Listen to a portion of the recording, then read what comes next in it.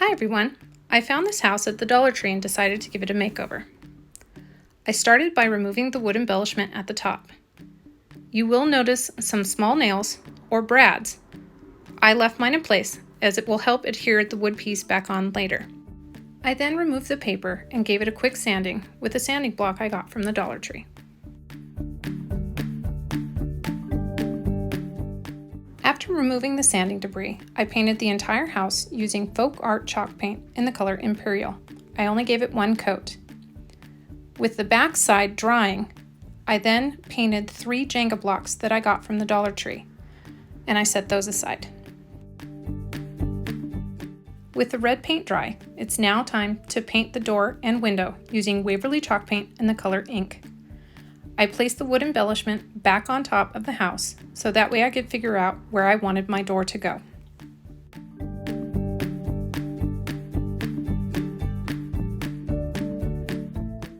I left the wood embellishment on and turned the house sideways to paint the upper window. Once that was dry, I painted all sides around the entire house using the same ink color.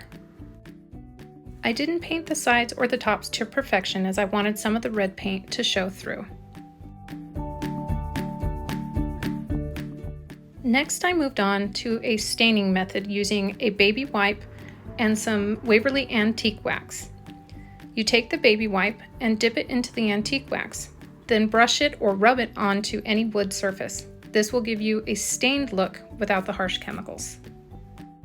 I also distressed 4 craft sticks. These particular ones I got from the Dollar Tree, and they are more narrow than regular craft sticks. I hit all sides, and when I was finished with that, I added some of the wax to the red coloring on the barn. Once my craft sticks were dry, I laid them across the doorway and used a Sharpie to mark where I needed to cut them. I used these clippers that I also picked up from the Dollar Tree. They cut these craft sticks very well. Then I did the same technique for the upper window. With all the pieces cut, I used the same Sharpie to go around all the edges to give a little more depth and dimension to the wood pieces.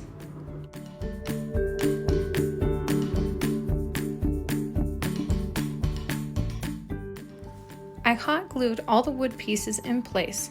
Be careful not to burn yourself as the wood is very thin. There was a little bit of glue sticking out from underneath the trim, so I just used a weeding tool while the glue was still a little tacky and was able to pull it off.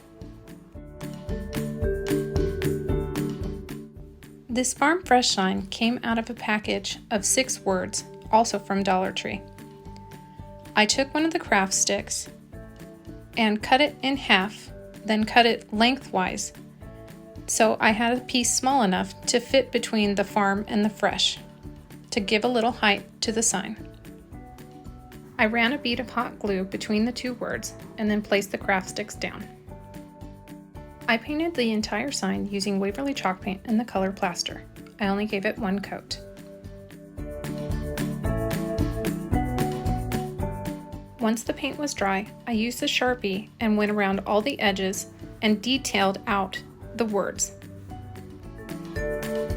Once I finished adding the Sharpie to the words, they looked a little too new.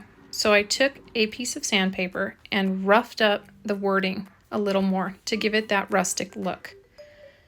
Then I figured out the placement on my barn and used some hot glue to hold it down.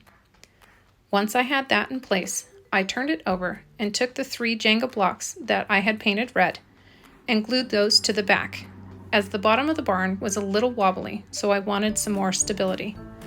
And there you go, a cute farmhouse barn.